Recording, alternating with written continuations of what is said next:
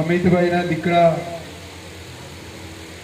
ઉત્પલ, એમની દીકરી સિદ્ધિબેન તથા એમના સંબંધીઓ, દીકરીઓ હોય તો જમાઈ, સંબંધીઓ, વેવાઈ વેવાણ, બધા એની ભાવનાથી આજે આ દિવ્ય સત્સંગ ગુરુ ગાદીના નિયમ પ્રમાણે લઘુ નેમી પારાયણ કહેવાય છે. કોઈ પણનું જ્યારે શરીર પડી જાય ત્યારે એના પાછળ મરણોત્તર ક્રિયાઓ થતી હોય છે. અને મરણોત્તર ક્રિયાની અંદર કંઈક ના કંઈક ક્રિયાઓ આપણા સમાજના નિયમ પ્રમાણે બધા કરતા હોય છે. વિનોદભાઈ થોડો વોઇસ વધારે. તો નિયમ પ્રમાણે, સમાજના રિવાજ પ્રમાણે મરણની ક્રિયા જ્યારે કરવાની હોય ત્યારે ઘણા જુદા જુદા પ્રકારની ક્રિયાઓ ચાલતી હોય. કેટલાક લોકો સજા ભરતા હોય, ગાયોનું દાન કરતા હોય, બ્રાહ્મણોનું દાન કરતા હોય, બીજી બધી કેટલીય પ્રકારની દાન પુણ્યની ક્રિયાઓ થતી હોય છે. એટલે અહીંયા આજે આ મરણોત્તરની ક્રિયામાં અતુલભાઈ અને અમિતભાઈએ લઘુનેમી પારાયણ રાખ્યું. અને લઘુનેમી પારાયણની અંદર બીજું કશું જ નહીં, 2 સત્સંગ અને 2 ઉપાસના. સત્સંગ કરવાથી આપણને જ્ઞાન પ્રાપ્ત થાય, સમજ પ્રાપ્ત થાય. અને સમજ પાછી કેવી કે જગતની અંદર ખરા જે સર્જનાર કોણ એને જગત જાણતું જ નથી. અને જે જગત નથી જાણતું એ જાણ, એ સમજ. પરમ વિશેષ અંશ પરમ ગુરુ આ 5મો વેદ લઈને આવ્યા. એ આ 5મા વેદની અંદર હું કોણ છું, હું ક્યાંથી આવ્યો, મારા સર્જનહાર કોણ, આ શરીર છોડીને હું ક્યાં જવાનો, આ બધી જ હકીકત, આખી આ સૃષ્ટિની રચના કઈ રીતે થઈ, એનો રચયિતા કોણ, જગત જાણતું નથી. અરે એ જાણ ન જાણવાના કારણે સર્જનારને કોઈ ઓળખી ના શક્યું. અને સર્જનારને ન ઓળખ્યા એટલે એનું ભજન ના થયું.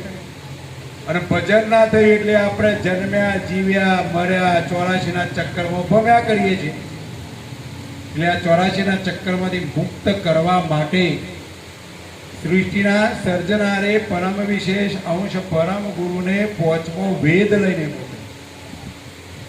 5મા વેદનાઓ જ્ઞાન એવું છે કે એનો તમે અભ્યાસ કરો તો બીજા બધા કોઈ શાસ્ત્રો, પુરાણો કે બીજું કશું વાંચવાની જરૂર પડે જ નહીં. કેમ કે 5મા વેદની અંદર પરમ ગુરુએ તમામ રચના વિશેની વાત, તમારા શરીરો કઈ રીતના ઉત્પન્ન થયો તેની હકીકત, અંકુર બીજ, બિંદુ બીજ કઈ રીતના બન્યો, આખી રચના વિશેની હકીકત તથા રચયિતા વિશેની હકીકત, જેને આ સૃષ્ટિ ઉત્પન્ન કરી એ કઈ રીતે ઉત્પન્ન કરી, એ તમામ હકીકત આ 5મા વેદની અંદર પરમ વિશેષ અંશ પરમ ગુરુએ જગતના જીવોને જણાવવા માટે પરમ વિશેષ અંશ પરમ ગુરુને 5મો વેદ લઈને મોકલ્યો. એટલે 5મા વેદની અંદર પરમ ગુરુએ જગતના જીવોને જ્ઞાન સમજાવવા માટે, અને એ જ્ઞાન સમજે તો જ જેના દ્વારા આપણે ઉત્પન્ન થયા છીએ, જે ઘેરથી આ અંશ આવ્યો છે એ ઘર એને પાછું મળે. અને એ ઘેર જાય તો એને અખંડ સુખ મળે. અને આ જન્મ મરણના બંધનમાં, આ દુઃખમાં, આ ઉપાધિઓમાં એના આવવું પડે નહીં. એટલા માટે આપણે બધાએ ધર્મ ગ્રંથોનો અભ્યાસ કરવો પડશે. અને ધર્મ ગ્રંથોના અભ્યાસની અંદર પરમ ગુરુ અદ્વૈતાદ્વૈત નર્વેદ ચિંતામણી ગ્રંથની અંદર સમજાવી રહ્યા છે કે અંગ 5 ચોપાઈ નંબર 6, ત્યાગીએ સંસારી શાસ્ત્ર વચવા નહીં. જે સંસારથી ત્યાગ લીધો હોય, જે માયાથી વિમુખ થયો હોય, એ માયાવી શાસ્ત્રો પુરાણો વચશે તો એનો વૈરાગ શાંત થઈ જાય. એટલે અહીંયા પરમ ગુરુ કહી રહ્યા છે કે 5મા વેદની અંદર તમામ જ્ઞાન ગતિ આપેલી છે અને 5મો વેદ એવો છે કે આપણે માયામાંથી વિમુખ થઈએ, આપણને વૈરાગ પેદા થાય, માલિકનું ભજન થાય અને આ જન્મ મરણના બંધનમાંથી મુક્ત થવાય. બાકી જો એ ના કરીએ તો 84 કે જન્મ મરણ में युगन युगन वही જાય. ऐसी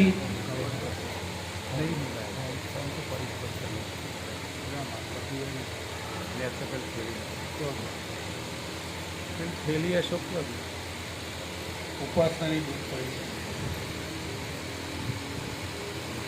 ઉપાસનાની જે થેલી પડી છે ને એમાં. એટલે આવા બધા જે શાસ્ત્રો વચવા જોઈએ નહીં. કેમ કે એની અંદરથી આપણને એમાં નહીં ફોર્મ જુદો પડે એક લઈ ગરવાય. એટલે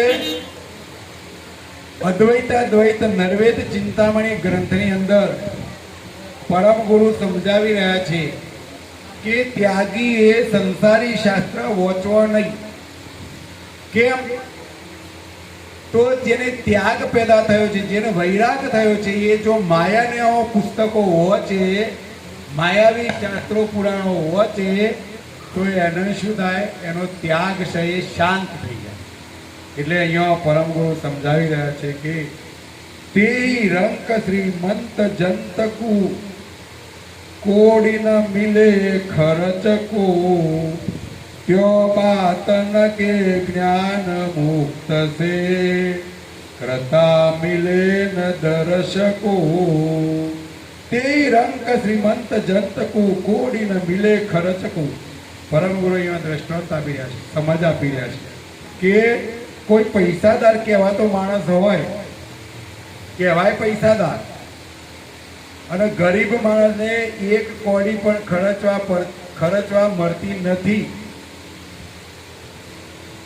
એવી જ રીતે જો જગતની અંદર કેવી સ્થિતિ છે કે કેટલાક લોકો એટલા બધા પૈસાદાર છે કે એના પૈસા મૂકવાની જગ્યા નથી, અને કેટલાક એવા લોકો ગરીબ છે કે એમને એક ટાઈમ ખાવાનું પણ મળતું નથી.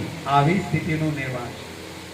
અને જેને એક આખી ટોકી ભરીને ઘી લાવવાના પૈસા હોય પણ ડૉક્ટર શું કહે છે કે તારે ઘી ખાવાનું નથી, અને જેને ઘી ખાવું છે એના પાસે ઘી લાવવાના પૈસા નથી. એવી જ રીતે જ્ઞાનથી મુક્ત થવાની માત્ર વાતો કરવાથી સર્જનાનો દર્શન ના થાય. કોઈક પૈસાદારની તમે ગમે તેટલી વાતો કરો એટલે તમે પૈસાદાર થઈ જાઓ? ના થઈ જાય. એટલે અહીંયા પરમ ગુરુ કહી રહ્યા છે કે જો સુધી આપણે અજ્ઞાન આવીશું, જો સુધી આપણને જ્ઞાન પ્રાપ્ત ન થાય ત્યાં સુધી સર્જનહારનો દર્શન થશે નહીં. અને સર્જનારનો દર્શન કરવા માટે પહેલા જ્ઞાનની જરૂર છે, અને જ્ઞાન પ્રાપ્ત કરવા માટે આવા સત્સંગની જરૂર પડે, ધર્મગ્રંથનો અભ્યાસ કરવો પડે તો જ આપણને જ્ઞાન થાય. જ્ઞાનનો અર્થ થાય સમજ. તમે વિચાર દ્રષ્ટિથી વિચારો કે આપણે કોઈ ખેતી કરતા હોય પણ ખેતી કરવાનું એ જ્ઞાન ના હોય તો અનાજ પાકે નહીં. ધંધો કરતા હોય તો જે ધંધો કરતા હોય એનો અનુભવ હોય, એના વિશેનું જ્ઞાન હોય અને ધંધો કરીએ તો સફળતા મળે. અરે કોઈ ચોરી કરવી હોય ને તો ચોરી કરવા માટે ગુરુ કરવા, ગુરુ વગર જ્ઞાન મળે નહીં, નહીતર પકડાઈ જવાય. એમ ધાર્મિક વિભાગની અંદર પણ સર્જનાની ઓળખાણ કરવા માટે પરમ ગુરુ કહી રહ્યા છે કે જ્ઞાનની જરૂર પડે. અને એ જ્ઞાન સોંભર્યું ખરું, પણ સોંભર્યા પછી એના આચરણમાં મૂકવું પડે, એ પ્રમાણેની ક્રિયા કરવી પડે. અને ક્રિયા ના કરીએ તો આપણને જ્ઞાન પ્રાપ્ત ના થાય, અને જ્ઞાન પ્રાપ્ત ના થાય તો સર્જનાની ઓળખાણ ના થાય, અને સર્જનાની ઓળખાણ ના થાય તો ભજન ના થાય, ભજન ના થાય તો આ જન્મ મરણના બંધનમાંથી મુક્ત થવાશે નહીં. તે માટે મુખ કહેણ મોક્ષ કે મત કોઈ ધરો સબૂરી, નિજ કે લક્ષ્ય લહાય વિનાગત જંતન પાય જરૂરી. એ માટે મુખ કહેણ મોક્ષ મેં મત કોઈ ધરો સબૂરી. એટલા જ માટે પરમ ગુરુ કહી રહ્યા છે કે ઘણા લોકો કહેતા હોય છે, શું કહેતા હોય, જા તારો મોક્ષ થઈ જશે, માથા ઉપર હાથ દઈ અને કે જા આશીર્વાદ આપું છું, તારો મોક્ષ થઈ જશે, તારું કલ્યાણ થઈ જશે. અને અહીંયા પરમ ગુરુ કહે છે કે આવી રીતના કહેવાથી મોક્ષ થાય નહીં, એના માટેની ક્રિયા કરવી પડે. અને જો આવી કોકના કહેવાથી જો મોક્ષ થઈ જતો હોય તો પરમ ગુરુ કે તમે વિશ્વાસ રાખતા નહીં, કારણ ક્રિયા કરવી પડે, માલિકનું ભજન કરવું પડે, અમારો મંત્ર કરવો પડે, એનું લક્ષ્ય ભજન કરવું પડે, એના માટે તપ કરવું પડે, આરતી કરવી પડે, પૂજન કરવું પડે, ઉપાસના કરવી પડે. આ બધી ક્રિયાઓ જો આપણે કરીએ તો જ સર્જનહાર પ્રાપ્ત થશે. બાકી ખાલી વાતો કરવાથી કે કોઈકના કહેવાથી આ અંશનું કલ્યાણ થશે નહીં. સો નિજ કે લક્ષ્ય અહંગ એહી મમ પુની કારણ કીરતારો ઉભય કો અનુભવ અનવય ગત જીનો હવિત એકતારો. સો નિજ કે લક્ષ્ય અહંગ એહી મમ પુની કારણ કીરતારો. પરમ ગુરુ કહી રહ્યા છે કે નિજ લક્ષ્ય એટલે શું?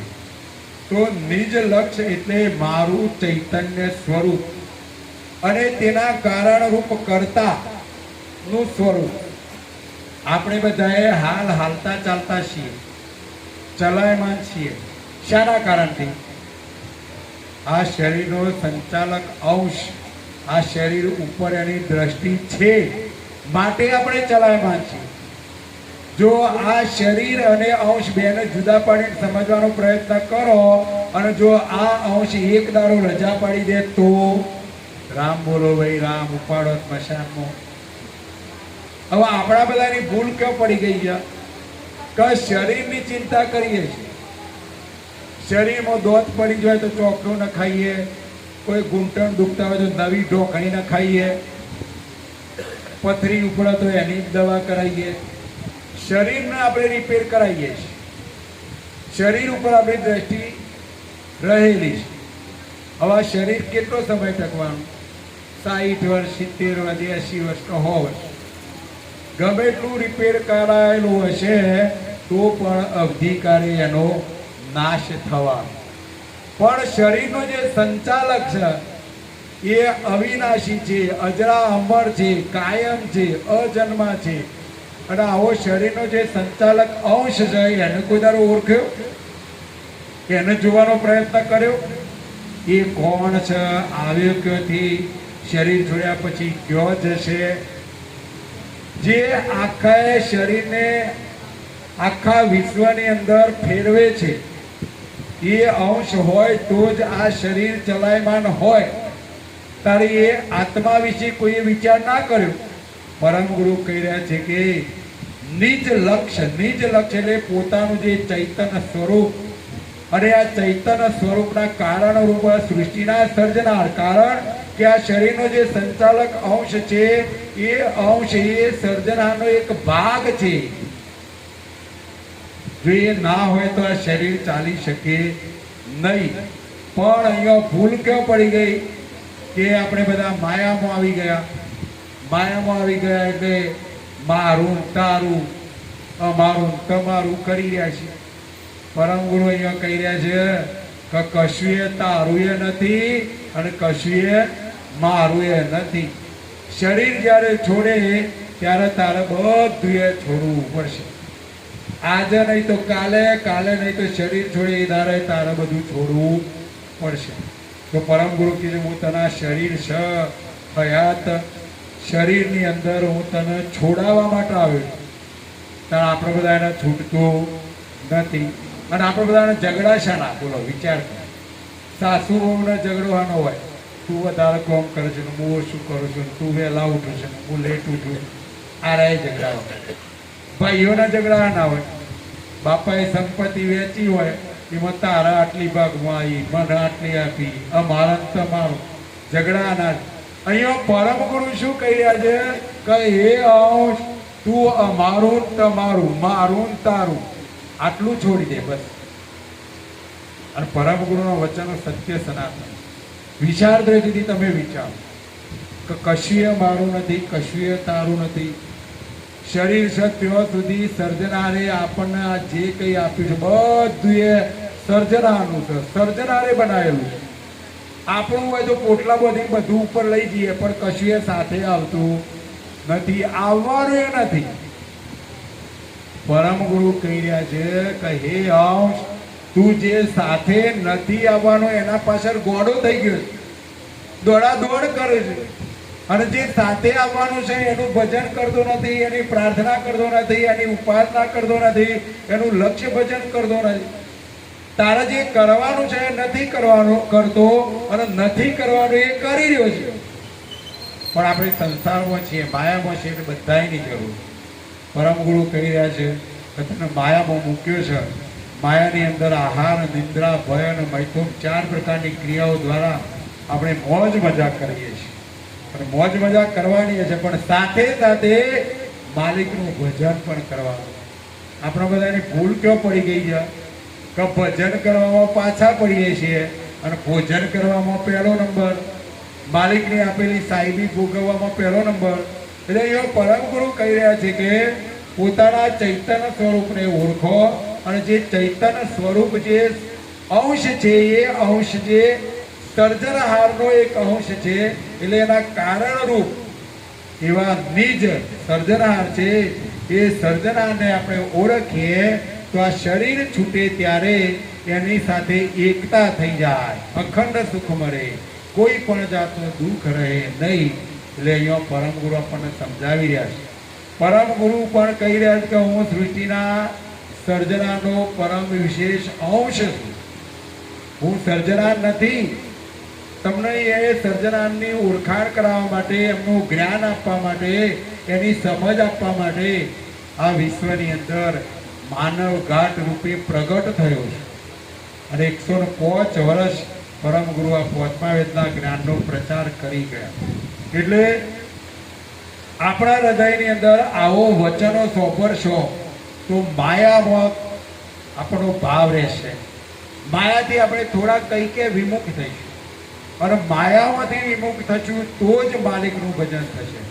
બાકી જ્યાં સુધી મારું તારું, અમારું તમારું કરશું ત્યાં સુધી માલિકનું ભજન થશે નહીં. હવિત સરળ એક તાર કૃતારન, ન્યાય સહિત જાનન સે, તદીપ ભક્તિ ઉર ધરિત ત્યાગત જ, અવિલોકિત જ્ઞાનન સે. હવિત સરળ એક તાર કૃતારન, ન્યાય સહિત જાનન સે. પરમ ગુરુ કહી રહ્યા છે કે આવા ન્યાયપૂર્વક જે હું સમજ આપી રહ્યો છું એ તમને બધી ન્યાયપૂર્વક સમજ આપી રહ્યો. સત્ય સનાતન હકીકત પરમ ગુરુ કે હું બતાવી રહ્યો. એટલે ન્યાય પ્રમાણે જ્ઞાનથી કૈવલ કરતાની એકતા સમજથી સરળતાથી થઈ શકે. પણ જો સમજ ના હોય તો સર્જનાર સાથે એકતા થાય નહીં. એટલે જ્ઞાન દ્વારા વિચાર કરીને હૃદયની અંદર ભક્તિ કરવાનો ભાવ, સર્જનહાર સાથે એકતા કરવાનો ભાવ પેદા કરવો પડશે. અને એટલા જ માટે આજે આપણા અતુલભાઈ અને અમિતભાઈએ આ લઘુને એમની પારાયણ રાખ્યું. કારણ મરણોત્તર ક્રિયાઓ તો આપણે બધી ઘણી કરતા હોઈએ, પણ લઘુ પારાયણથી આપણને જ્ઞાન પ્રાપ્ત થાય. અને જ્ઞાનમાં એ પાંચમા વેદનું જ્ઞાન. જગતની અંદર તો કેટલાય પ્રકારનો જ્ઞાન ચાલી રહ્યો છે. રોચક જ્ઞાન, પરચા જ્ઞાન, ભયાનક જ્ઞાન, 3 પ્રકારનો જ્ઞાન અત્યારે જોરદાર ચાલી રહ્યો છે. પણ યથાર્થ જ્ઞાન પરમ ગુરુ બતાવી રહ્યા છે. એટલે આ પાંચમા વેદનું જ્ઞાન છે, યથાર્થ જ્ઞાન છે. જેમ છે તેમ પરમ ગુરુ આ હકીકતને સમજાવી રહ્યા છે. એટલે પરમ ગુરુ કહી રહ્યા છે કે જ્ઞાન દ્વારા વિચાર કરીને આપણા હૃદયમાં જ્ઞાનયુક્ત સમજ સાથે પરમ ગુરુની સર્જનહારની ઉપાસના કરીશું, એનું પૂજન કરીશું, એની સાથે આપણી દ્રષ્ટિ જોડીશું, તો જ અખંડ સુખ મળશે. આ જન્મ મરણના બંધનમાંથી મુક્ત થવાશે. તે અવિલોકિત ભક્તિ ન્યારગત ચતુર ખટ ઉપરાઈ એક નિરંતર કૃતાકાર ચિત ઓરન ક્રિયા સહાઈ. તે અવિલોકિત ભક્તિ ન્યારગત ચતુર ખટ ઉપરાઈ. તે અવલોકન પૂર્વક ધારણ કરેલી ભક્તિની ગતિ, આવી સમજવાળી જે ભક્તિ હોય એની તાકાત ન્યારી છે. આ સંસારમાં જે ક્રિયાઓ ચાલી રહી છે એવી નથી. 10 પ્રકારની ભક્તિથી પર આવેલી છે. જગતની અંદર 10 પ્રકારની ભક્તિઓ બતાવેલી. એનાથી સર્જનાની ભક્તિ એ ન્યારી છે. માટે હર હંમેશ આપણા ચિત્તને કૈવલ કરતા સાથે એકરાર કરવામાં, એકાકાર કરવામાં બીજી કોઈ પણ ક્રિયા તમને સહાય કરશે નહીં. મનને દ્રઢ કરી દો. સર્જનાર સાથે એકતા કરવી હશે તો પાંચમા વેદનો જે આ વચનો છે એ વચનોને ધ્યાનથી સોંપવો પડશે, સમજવો પડશે, આચરણમાં મૂકવો પડશે. અને એ પ્રમાણેની ક્રિયા કરશું તો જ સર્જનાર સાથે એકતા થશે. માટે અહીંયા પરમ ગુરુએ કહેલું છે કે મુખ્યને કલ્પના જલ્પના મન તણી તુજ વિના આને નહીં કોઈ દૂજો. એ અંશ તારા મનની અંદર જુદા જુદા પ્રકારની જે કોઈ કલ્પનાઓ જલ્પનાઓ થતી હોય, બધી કલ્પનાઓ જલ્પનાઓ તું છોડી દે. તું તારો વિચાર કર. આપણા બધાની ટેવ કેવી પડી ગઈ છે ખબર છે? બધાને આપણને ખબર છે. જો પાડોશીના ઘેર ગાડી આવી ને તો એ પાડોશીના ગાડીનું પેટ્રોલ ના બને એટલું આપણું લોહી બળી જાય છે. બોલો એનો વાત સાચી કે ખોટી? હાલની સ્થિતિ આવી છે કે જો પાડોશીના ઘેર કે આપણા ભાઈના ઘેરે જો ગાડી આવી તો એનું પેટ્રોલ ના બળે એટલું આપણું લોહી બળી જાય. કહેવાનો ભાવાર્થ કે કળિયુગ ચાલી રહ્યો છે. કળિયુગની અંદર આપણો બધો આવો એક ઈર્ષ્યા ભાવ છે. પણ પરમ ગુરુ કહી રહ્યા છે કે આવી બધી કલ્પનાઓ જલ્પનાઓ તું છોડી દે. તું તારું જો. તારા ગાડી કેમ નહીં આવતી? તારો વિચાર કર. તું એવું કેવું કર્મ કરે છે કે તને તારા ભાગ્યમાં મળતું નથી?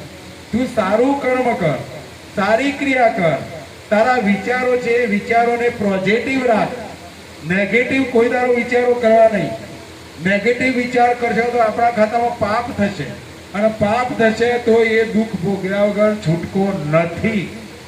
એટલે અહીંયા પરમ ગુરુના એક એક શબ્દની અંદર સમજ આપેલી છે. અને આ રીતના આપણે સમજ પ્રાપ્ત કરશું તો કોઈ પણ જાતનું દુઃખ રહેશે નહીં.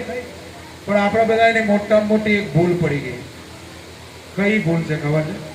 બીજાનું એક વોકું હોય ને તો દેખાય આપણે, અને તરત એક વોકું હોય તો એને આપણે ટકોર કરીએ કે તારું આ વોકું છે, આ વોકું. પણ એનો પોતાનો 18 વોકો હોય તો એને દેખાતો નથી. આ મોટામાં મોટી ભૂલ. એટલે પરમ ગુરુ આપણને સમજાવી રહ્યા છે. એક એક ચોપાઈની અંદર જ્ઞાનયુક્ત શબ્દો પરમ ગુરુ કહી રહ્યા છે. એટલે આપણું ચિત્ત 14 લોકથી ઉપર રહેલા એવા આ સૃષ્ટિથી ન્યારા રહેલા એવા રૂપ અરૂપથી રહિત એવા ન્યારા જે સર્જનાર છે એ સર્જનાર સાથે આપણી દ્રષ્ટિ જોડો. આ ક્રતની અંદર, આ માયાની અંદર, આ જગતની અંદર દુનિયા શું કરી રહી છે, દુનિયામાં કોનો કેટલો વોકો છે એ આપણે જોવાનું નહીં. મારો કેટલો વોકો છે એ જોવાનો અને મારો સીધો કરવાનો અને કરતા સાથે આપણે દ્રષ્ટિ જોડીશું તો જ પરમ ગુરુ કહે છે કે સૃષ્ટિના સર્જનહાર તને સહાય કરશે, તને એની સાથે સમાવી લેશે, એની સાથે એકરાર થવાશે, એટલે અખંડ સુખ મળશે, કોઈ પણ જાતનું દુઃખ રહેવા પામશે નહીં. કર્તાકાર ચિત્ત કર્તા અંશ કે જે સચેત સજાનું તે સજાત સચેત દ્રષ્ટ ચિત્ત કર્તાકાર સોઈ જાનું. કર્તાકાર ચિત્ત કર્તા અંશ કે જે સચેત સજાનું. કૈવલ કરતાના જે અંશ છે એ અંશનું ચિત્ત સચેત અને સજાણ જાણથી કર્તાની સાથે જો એકરાર થઈ જાય, એની દ્રષ્ટિ અને એનું ચિત્ત જાગ્રત થઈ જાય અને પોતાની સજાતિના એવા સર્જનહાર કૈવલ કરતા એના સાથે આ અંશ એક રૂપ થઈ જાય, પછી એને અખંડ સુખ મળે. પછી એ સર્જનહાર જેવો થઈ ગયો. દાખલો કે ભાઈ પાણી છે, દરિયો છે, એ દરિયાનું પાણી અને એમાંથી એક લોટો પાણી આપણે છૂટું પાડ્યું. હવે એક લોટો પાણી છૂટું પાડેલું એ પાણી આપણે દરિયામાં રેડી દઈએ, પછી એ પાણી શું કહેવાશે? બોલો, દરિયો કહેવાશે. પછી લોટો પાણી જુદું કહેવાય નહીં. એમાં આ જે અંશ છે એ કૈવલ કરતાનો એક અંશ છે.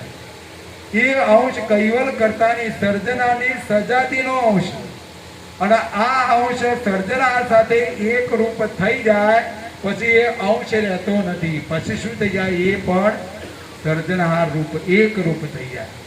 હવે આવી ગતિ આપણે પ્રાપ્ત કરવાની છે, અને આવી ગતિ પ્રાપ્ત કરવા માટે આવા માધ્યમો દ્વારા આપણે સત્સંગ સાંભળીશું, પરમ ગુરુના 5મા વેદના ગ્રંથોનો અભ્યાસ કરશું, તો કશું સમજવામાં બાકી રહેશે નહીં.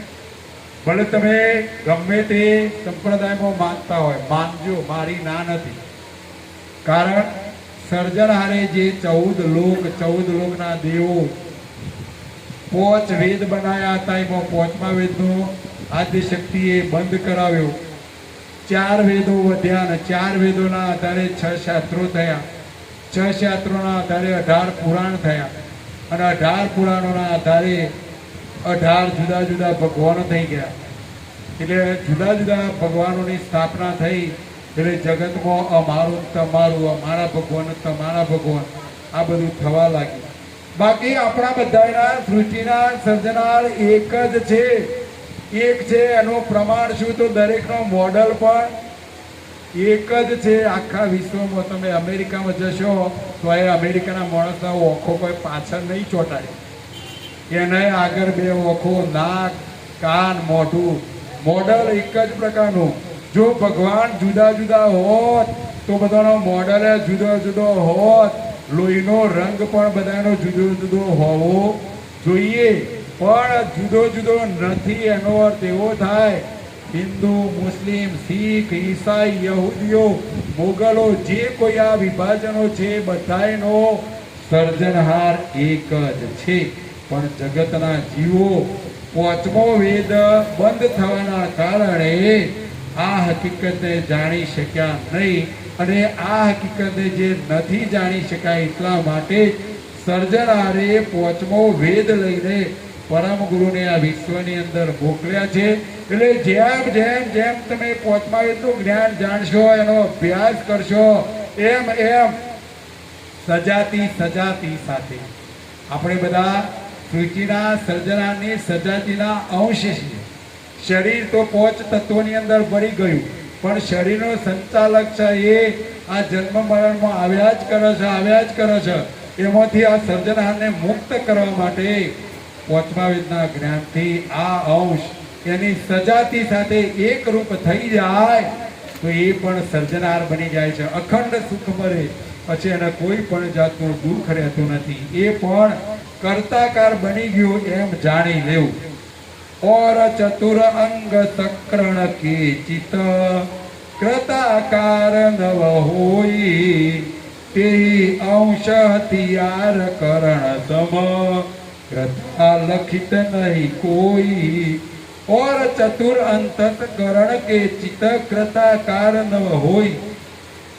ચિત્ત સિવાયનો બીજો 4 અંતઃકરણોથી ચિત્તવન કરવામાં આવે તો પણ કર્તાકાર થઈ શકાતું નથી. જો મન, બુદ્ધિ, ચિત્ત, અહંકાર અને નચિત આ 5 અંતઃકરણો છે, એમાં ચિત્ત સિવાયનો 4 અંતઃકરણોથી ચિત્તવન કરવામાં આવે તો કર્તાકાર થઈ શકાતું નથી. કારણ કે તે અંશને કરવાની ક્રિયાના હથિયાર તુલ્ય હોવાથી તે 4 અંતઃકરણો પૈકી કોઈથી કૈવલ કર્તાની જાણ પ્રાપ્ત થઈ શકતી નથી. જો વિશાળ દ્રષ્ટિથી વિચારો, તમારે કોઈ કામ કરવું હોય તો પહેલા મનમાં શું થાય? સંકલ્પ થાય. મનનું કામ છે મનન કરવાનું, અને મન સંકલ્પ કરે એટલે બુદ્ધિ પાછળ તૈયાર હોય. દેખાય નહીં પણ બુદ્ધિ ગાંઠ કરે. માનો કે તમને આજે એવો મનમાં સવારે સંકલ્પ થયો કે મારા પોંડરવાડા ગામે આ રેવાબેનના લઘુપારાયણની અંદર અમને બોલાવ્યા છે ને મારે જવું છે. આવો સંકલ્પ જ્યારે ઘેર થાય એટલે આપણું મન શું કરે ખબર છે? મનન કરે, જવું કે ના જવું. અને મનમાં એમ થયું કે ના જવું છે એટલે તરત બુદ્ધિ શું કરે? ચિત્ર તૈયાર કરે. ગાડી લઈને જવું, બસમાં જવું કે પાડોશીની ગાડીમાં બેસીને જવું, આ બુદ્ધિ આખું ચિત્ર તૈયાર. મન મનન કરે એટલે કે વિચારો કરે, બુદ્ધિ ચિત્ર તૈયાર કરે, ગાંઠ તૈયાર કરે, અને એના પછી ચિત્ત છે એ ચિત્તવન કરે. ચિત્ત શું કરે ખબર છે? જવું કે ના જવું, જવું કે ના જવું. આ ચિત્ત ચિત્તવન કરે છે એટલે તરત અહંકાર નામનું જે તત્વ છે, અંતઃકરણ છે, એ અહંકાર નક્કી કરે ના જવું છે. અને જવું છે એવું નક્કી કરે એટલે આપણે પગવું. કહેવાનો ભાવ, કોઈ પણ કાર્ય કરવું હોય ત્યારે આપણા મનની અંદર, આપણા શરીરની અંદર અંતઃકરણ જે ગોઠવેલો છે એ અંતઃકરણો પહેલી અંદર ક્રિયા કરે અને અંદર આયોજન કરે અને પછી બધું કાર્ય થાય. એમાં સર્જનાને પણ પ્રાપ્ત કરવા હોય તો મન મનન કર, બુદ્ધિ એના પાસેનો ઘાટ ગળ, ચિત્ત ચિત્તવન કર, અને પછી જ આ અહંકાર નક્કી કર, અને પછી જ આપણે લક્ષ્ય ભજન કરી છે. કહેવાનો ભાવ કે કોઈ પણ કાર્ય કરવું હોય તો આ અંતઃકરણો પહેલી ક્રિયા કરે અને પછી આ 10 ઇન્દ્રિયો ક્રિયા કરે, અને પછી જ આપણે જે ધારું કાર્ય કર્યું વિચાર્યું હોય એ બધું બની શકે. એમ સર્જનાને પણ પ્રાપ્ત કરવા હોય તો આ 4 અંતઃકરણો, આ 10 ઇન્દ્રિયો, આ બધાને મનાવી પડે. પણ અત્યારે તો સ્થિતિ એવી થઈ ગઈ છે કે આ ઇન્દ્રિયો બોનતી જ નહીં. હું ઘણા બધાને કહું, ઘણા લોકો અમને કહો મારો આ દીકરો છે એ વ્યસન છોડતો નથી. કોઈક દારૂ એ ચડી ગયા હોય, કોઈ મસાલો ખાતા હોય, કોઈ ચા પીતા હોય, કંઈક ના કંઈક વ્યસન હોય. પણ આ વ્યસન થવા પાછળનું કારણ શું છે? તો આ 10 ઇન્દ્રિયો છે, એ 10 ઇન્દ્રિયો, આ જે અંશ શરીરનો જે સંચાલક અંશ છે એ આત્માને આ 10 ઇન્દ્રિયો છે એ ઇન્દ્રિયો એ પકડી રાખ્યો છે, વશ કરી દીધો. આમ જોવા જઈએ તો આ અંશ કે આત્મા કે એમ ઇન્દ્રિયોને કરવાનું છે. તારું ઉલટું થઈ ગયું છે. ઇન્દ્રિયો કે એમ આ અંશ કરે છે એટલે એને વ્યસન છૂટતું નથી. સમજણના ગામમાં બસ, બીજું કશું જ નથી. એટલે સર્જનાને પણ પ્રાપ્ત કરવા હોય તો આપણે બધાને એના પ્રત્યે ભાવ પેદા કરવો પડશે, અને ભાવ પેદા કરશું તો જ કર્તા સુધી પહોંચી શકીશું. બાકી કર્તાને પ્રાપ્ત કરવા માટે આ હથિયાર જો ગણીએ તો આ 4 અંતસ્કરણ અને આ 10 ઇન્દ્રિયો દ્વારા જ આપણે માયાવી કામ કરવું હોય, ધંધો કરવો હોય, ખેતી કરવી હોય કે સર્જનહાર સાથે એકતા કરવી હોય, બધાના માટે આ અંતસ્કરણ અને આ ઇન્દ્રિયો કામ કરે છે. પણ આ હકીકતને જગતના જીવો જાણતા નથી કે આ બધું કઈ રીતના બની રહ્યું છે, કઈ રીતના થઈ રહ્યું છે, એ જગતના જીવો જાણતા નથી. અને નહોતા જાણતા એટલે જ આ માયાના ચક્કરમાંથી વિમુખ ન થયા. એટલે પરમ વિશેષ અંશ પરમ ગુરુ આ 5મો વેદ લઈને આવ્યા છે. જે અંશ હથિયાર કરન જડ જડ જડ કૂજઈ લગઈ પણ કરતાર સજાણ સચેતન ઇન મેં તાય કુન પગઈ. તે અંશ હથિયાર કરન જડ જડ જડ કૂજઈ લગઈ. અંશના જે હથિયાર રૂપ અંતસ્કરણો છે એ અંતસ્કરણો પણ જળ છે, એટલે પદાર્થ સુધી જઈ શકે છે. પરંતુ કૈવલ કરતા તો સજાણ છે, સચેતન છે. તેથી તે 4 અંતઃકરણો પૈકી કોઈ અંતસ્કરણ ત્યાં સુધી પહોંચી શકતું નથી અને પહોંચી શકે તેમ નથી. એટલે સમજણના ગણમાં આવીએ અને આપણી મૂળતા, આપણી ઓખો વાખ્યા પછી આપણને જે દેખાય એ દ્રષ્ટિ સર્જનાર સાથે જોડીશું તો અખંડ સુખ મળશે. પાગી શકે તો અંશ પગે લગ સજન અસજાત જબેરી બિનો સજાત સજાણ બિના તો ક્યો કરી કરે સનેઈ. ત્યાગી શકે તો અંશ પગે લગ સજન સજાત જબેરી. પરમ ગુરુ અહીંયા કહી રહ્યા છે કે જો કોઈ ત્યાં પહોંચી શકે તેમ હોય તો એ સર્જનહારનો જે અંશ છે એ અંશ જ કર્તા સુધી પહોંચી શકે. બાકી આ અંતઃકરણો, 10 ઇન્દ્રિયો કે આ શરીર કશું જ પહોંચી શકે નહીં. પણ એના માધ્યમથી આપણી દ્રષ્ટિ સર્જનાર સાથે આપણે જોડી શકીએ, કારણ કે અંશ સજાણ જાણવાળો છે. આ અંશ છે એ સજાણ જાણવાળો છે અને આ અંશની સજાતિના સર્જનાર છે. એટલે સજાતિ સાથે ભરી શકે. અને સજાતિ ન હોય અને જો સર્જનાર પણ સજાણ જાણ સિવાયના હોય તો કર્તા સાથે મેળાપ થઈ શકે નહીં. એટલે સમજણના ગણમાં આવો સમજવાનું છે. આપણી જે દ્રષ્ટિ છે, આપણી સુરતા દૂરતા છે, એ માત્ર ને માત્ર કર્તા સાથે જોડવાની છે. જપતે અંતસ્કરણ ઇન્દ્રિ ગુણ એ જડવત સબ કોઈ નામ રૂપ ગુણ દ્રષ્ટ પદ ન લગ અવિલોકન કર ઓઈ. જપતે અંતસ્કરણ ઇન્દ્રિ ગુણ એ જડવત સબ કોઈ. પરમ ગુરુ કહી રહ્યા છે કે આ જગતની અંદર આ માયાનો અંશ આવ્યો હોવાના કારણે એના અંતસ્કરણો, એની ઇન્દ્રિયો, એના ગુણ આ બધોય જળ છે. અને જળ જેવો હોવાના કારણે નામ પડ્યો છે. એમને ગુણવાળા દ્રષ્ટિગોચરના પદાર્થોનું જ એ અવલોકન કરી શકે છે. આ જે 10 ઇન્દ્રિયો છે, 10 ઇન્દ્રિયો જે જળ ઘાટો, જેનું નામ પડ્યું, જળ કેમ કહેવામાં આવ્યા કે જેનો નાશ થવાનો છે એ બધી વસ્તુઓ જળ કહેવાય. પરમ ગુરુ અહીંયા કહી રહ્યા છે કે જેનું નામ પડ્યું એનો અધિકારે નાશ થવાનો. નાશ કોનો નથી થવાનો?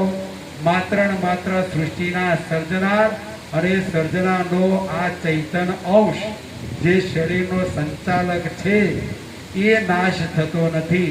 જગતના મહાપુરુષોને એને આત્મા કહ્યો છે, કેટલાકે એને પરમાત્મા કહ્યો, કેટલાકે એમને જીવાત્મા કહ્યો, કોઈએ એને શિવાત્મા પણ કહ્યો. તો આ અંશની જેવી તાકાત, જેવી ગતિ, જેવી મતિ, જેવી બુદ્ધિ એ પ્રમાણે એનો નામ પડી ગયો છે. એટલે અહીંયા પરમ ગુરુ કહી રહ્યા છે કે આવી ગતિ આપણને જો પ્રાપ્ત થાય તો ચોક્કસ આ અંશનું કલ્યાણ થાય અને જન્મ મરણના બંધનમાંથી મુક્ત થઈ જાય અને કોઈ પણ જાતનું દુઃખ ભોગવવું પડે નહીં. તો આવા કૈવલધામવાસી પંચાલ રેવાબેન ઈશ્વરભાઈ એમનો અંશ તો ચોક્કસ કારણ કે એમનો ભાવ કૈવલ કરતા પ્રત્યે હતો એટલે ચોક્કસ એ અંશ કરતાના ધામમાં ગયો જ હશે. ન ગયો હોય તો આપણે બધાએ પરમ ગુરુને પ્રાર્થના કરીએ તો એમનો અંશ ચોક્કસ કૈવલ કરતાના ધામમાં પરમ ગુરુ લઈ જાય એવી પ્રાર્થના સાથે સત્કૈવલ સાહેબ સત્કૈવલ સાહેબ સત્કૈવલ સાહેબ. આદ્ય સક્રત સ્વરાજ કરુણેશ કૈવલ કરતા કી શ્રી કૃષ્ણ સ્વામી મહારાજ की परम गुरु श्रीमद करुणासागर महाराज की द्वितीय कोयाचार्य नारायणदास जी महाराज की तृतीय कोयाचार्य बलदेवदास जी महाराज की चतुर्थ कोयाचार्य भगवानदास जी महाराज की पंचम कोयाचार्य प्रयागदास जी महाराज की षष्टम कोयाचार्य शीतलदास जी महाराज की सप्तम कोयाचार्य जगत गुरु श्री अविचल देवाचार्य जी महाराज की श्री सब संतन की श्री सब देवन की श्री ज्ञान संप्रदाय की श्री गुरुगादी सारसापुरी की श्री कैवल धाम की श्री कथा सत्संग पूर्णावर्ती का सत कैवल साहेब सत कैवल साहेब सत कैवल साहेब सत कैवल